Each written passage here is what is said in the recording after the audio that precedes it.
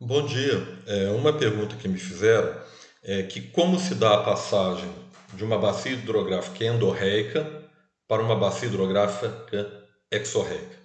Então vamos começar a entender. Uma bacia hidrográfica endorreica é uma bacia hidrográfica que não tem saída para o mar.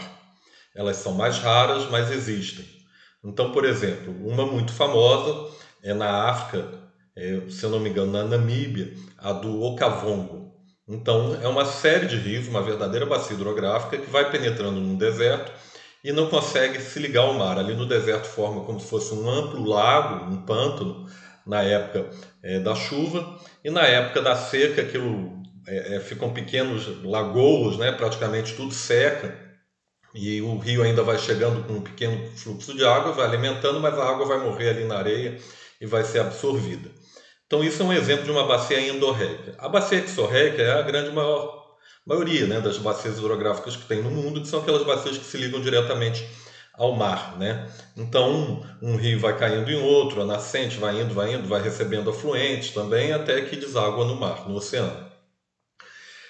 O que a gente sabe é que, seja por fatores tectônicos ou seja por fatores climáticos, existem bacias endorreicas que, com o passar do tempo, acabam se ligando ao oceano, né? Então, esse processo ele foi pesquisado, por exemplo, em Portugal, pelos pesquisadores Alberto Gomes, Pedro Cunha, entre outros, que mostra que a bacia do Rio Douro, em Portugal, que passa na cidade do Porto, uma cidade muito bonita, ela no passado já teve trechos e períodos de endorreísmo. E isso vai valer para uma série de outras bacias. Também há pesquisas que mostram do Marcelo Freitas, do Rodrigo Paixão, que a bacia do Paraíba do Sul também teve até praticamente a entrada do Quaternário, né? Foi uma série de bacias endorreicas que batem mais ou menos com os grabens que a gente tem no Paraíba do Sul. Então pode ser por questões climáticas, tectônicas, uma mistura dos dois. E como se dá essa passagem? Há duas possibilidades, né? Uma possibilidade é transbordo e a outra possibilidade é captura fluvial. Então vamos falar do transbordo.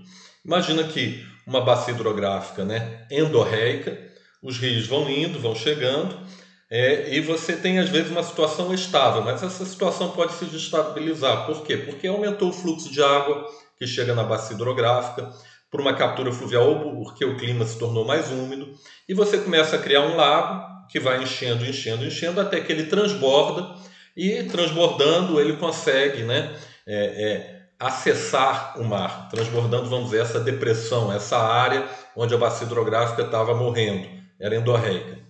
Então essa é a possibilidade do transbordo, tá? Então você teria um aumento da quantidade de água e essa quantidade de água vai formando um lago até que ele consegue superar as barreiras que estão no entorno, transborda e liga com a rede hidrográfica. E a partir desse transbordo, há um aumento da erosão ali por onde está transbordando, abre um canal, o canal drena, né, a área endorreica onde está o lago, tudo é drenado e é ligado a uma bacia hidrográfica exorreica. E a outra possibilidade é uma erosão remontante de uma bacia que esteja ao lado e que seja exorreica, e essa erosão remontante faz com que uma nascente consiga alcançar, né, essa área endorreica, e alcançando, né, como está ligado ao mar, vai ter um nível de base mais baixo, né, vai drenar toda aquela bacia hidrográfica, vai capturar uma pirataria fluvial, vai capturar a bacia endorreica e toda aquela área vai ser incorporada à bacia exorreica, toda a bacia endorreica, e aí você vai terminar com o endorreísmo. Então você tem essas duas possibilidades.